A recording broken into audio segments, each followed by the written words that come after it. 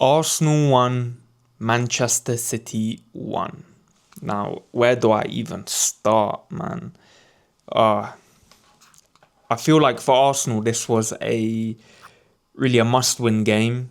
I know we're really early into the season, only 5 games in, anything can happen, and there's still so many games left. But to already be 6 points behind Liverpool after 5 games, or not, I don't think it's 6, I think it's 5 because we drew this. It felt like a loss, to be honest, but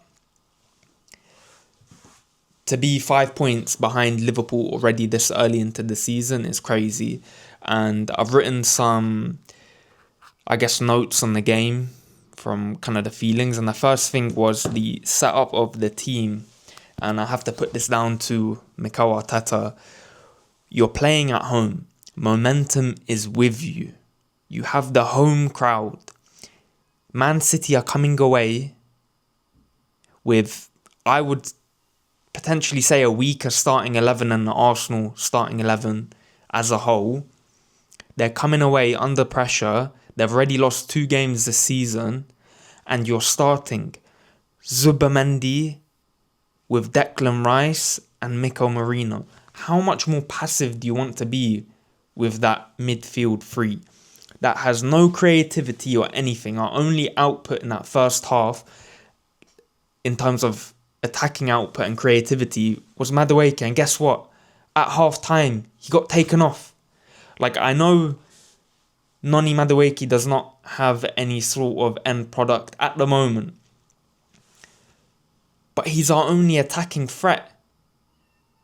Our only attacking threat, and he gets taken off in the first half. I find it crazy. If we talk about the goal as well, as soon as I saw Haaland running at the halfway line, I was like, yeah, he's going through and he's going to get fed the ball and he's putting that in the back of the net. What was the defence doing there? I do not know. Obviously, that's not Mikel Arteta's fault. I still blame him for not winning in the game because of that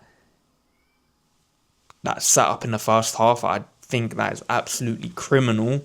And if Arsenal are to win the league, we cannot play with this sort of mentality. It's so passive. They need to grow some balls, seriously. It's such a passive way and mentality to start the game, and that first half is what cost us the game. We conceded in the first half, we didn't score, and ultimately, because of the way we set up, the way the team was set up, because of the lack of attacking creativity and really controlling that midfield, that's what led us to lose the game.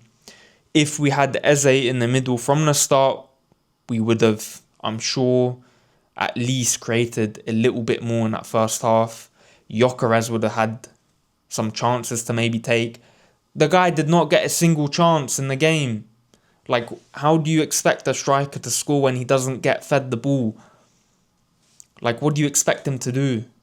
The only player doing anything in that first half was Madueke, taking on players and being direct. Other than that, we had nothing, man. Obviously, as a whole, I think our defence done really well. I can't really blame anyone. I think the only thing for that Haaland goal was Gabriel, where I could see Haaland running through a mile away, man. Obviously, I'm watching from the TV. It's different being on the pitch. But, damn, he should have done way better, man. He should have done way better there. I think, going back to that mentality thing, Reinders, there was a point in that first half when he went down after Timber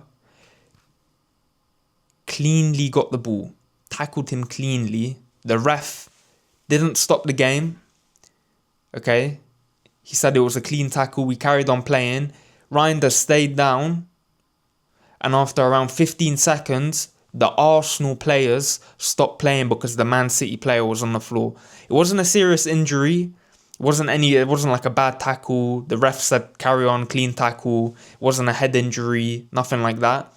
We stopped playing. Why? Man, that is such a mentality issue.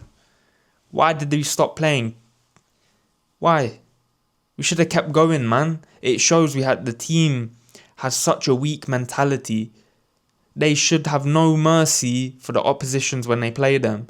We should have taken advantage of a Man City player being down. We should have gone forward and potentially got a goal and capitalised on that. But no, we're 1-0 down. The Man City player goes down even though the ref said play on, clean tackle. The Arsenal players chose to stop. Why? I really don't get that. And it shows the mentality we have. I don't think it's good enough to win the league. Yeah, we'll win lots of games, score lots of goals, probably get loads of clean sheets as well. But when it comes to the big games and the high pressure moments, we keep folding. And to be honest, I don't even think this was a high pressure moment, man. We were at home, the crowd behind us, going out there with a better starting 11 and actually more depth in the squad, to be honest. Our bench was stacked. So yeah, mentality wise, I don't know, man. Unless we level up massively and have no mercy for opposition, and I don't see us winning the league or the Champions League, maybe an FA Cup, I don't know.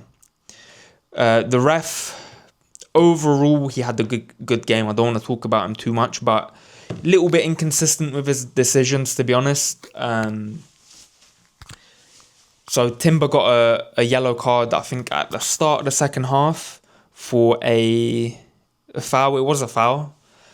But then 5 minutes later, there were two Man City players who committed the exact same foul, or same type of foul, and the ref didn't give anything, which I felt was crazy. I think one of the Man City fullbacks called O'Reilly, he should have got a yellow card in the early in the second half. That would have changed completely the way that our wingers were going at him.